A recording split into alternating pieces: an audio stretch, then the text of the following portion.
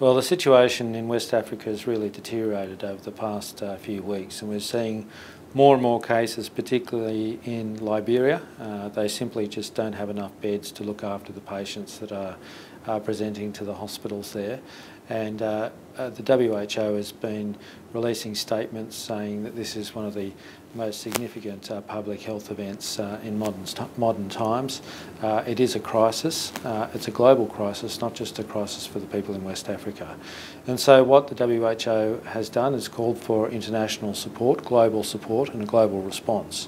We've seen the US, we've seen China and even Cuba step up and provide not only financial assistance but equipment, supplies and most importantly personnel.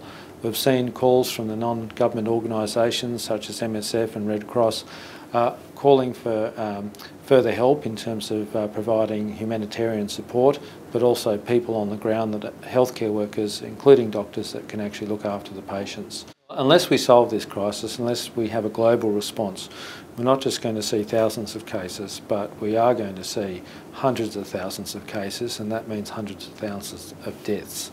And of course that has not only tragic consequences for the people in West Africa, but it will have an impact on global economies, on trade, and it will impact on nations right around the world. Not to mention the threat of spread of Ebola from West Africa to other countries. Now, to solve this problem, we need to see a concerted effort by countries that are first world countries that can provide not only financial support, but also the sort of expertise, the public health expertise, the healthcare workers, the doctors and nurses that can go to these countries and provide care. We need to see mobile hospitals being set up which have beds that enable the patients to be treated and receive the supportive care that does reduce the mortality rate from this condition. Basic equipment, basic medical supplies, including fluids that can actually help these patients recover from this illness. But we also need to have that infrastructure, that expertise and support for the rest of those societies to actually try and stop the spread of the Ebola virus through those communities.